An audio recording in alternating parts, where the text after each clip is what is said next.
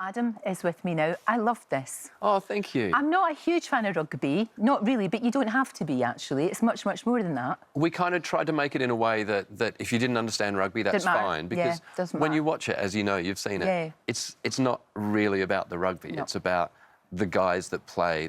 I'll be honest, when I first had the idea for this, I thought this is going to be great. The selfish performer. It's my story. It's living out a boyhood dream. It's all that kind of stuff.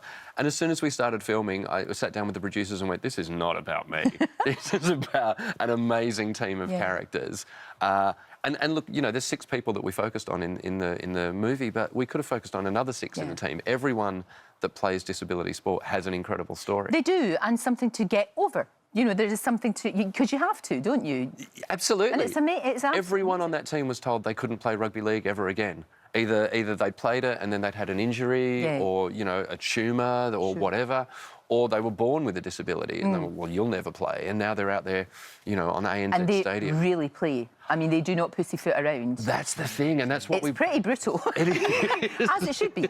Jeez. Could you imagine as a kid, as a child, if you could go back in time and see that's going to happen? Oh, my God. To play against my boyhood club. And listen, I've got a present for you as well, because I know you've met some of the guys. Last time you were on the last leg, some of my team were there. They were brilliant. I love them. They are all in love with you, and we've given you your own special... A funny-shaped ball!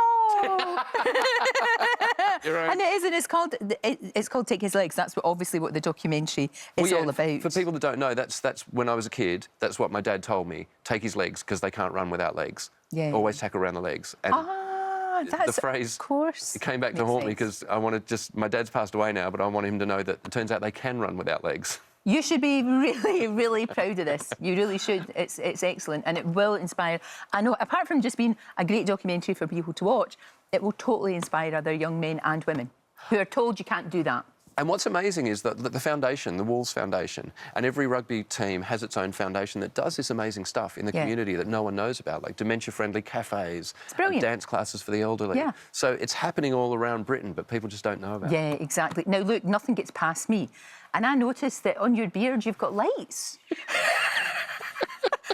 I'm loving that. That is the best thing. I mean, I said I was going to grow this until Brexit was sorted. I know. It's now become a joke that just won't end. I think it's wonderful. It's so festive. I mean, how could you not smile every time you see... People just must smile every time they see you. The worst thing is I forgot I've got it on, and here I am being really genuine about sport. It's great for people with disabilities. It looks like a Christmas tree. It makes it even better. It makes it even better. And, of course, the last leg you're going to be on Friday, of course. Yeah. Big election show. The only thing we were talking about...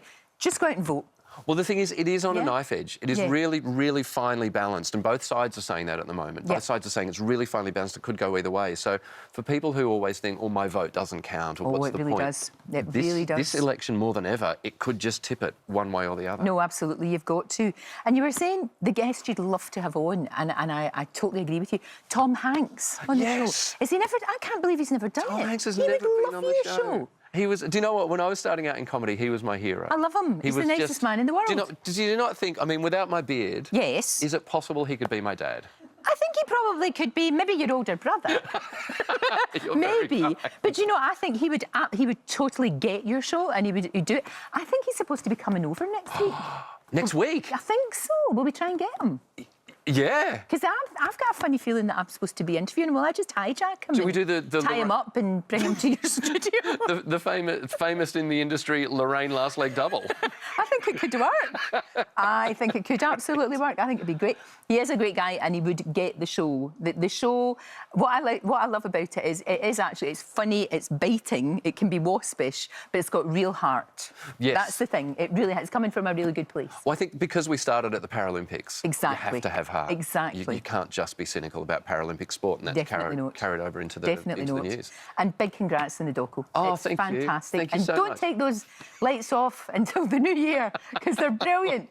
We need to smile and laugh more and be silly more. There's not enough silliness in the world. Do you know what? Regardless of what happens in the election, I think our job on Friday night and for the next few months and probably a few years is to make sure people are uplifted, because it has been, regardless of what side you're on, it has been really nasty. Oh, it has. It's been completely toxic.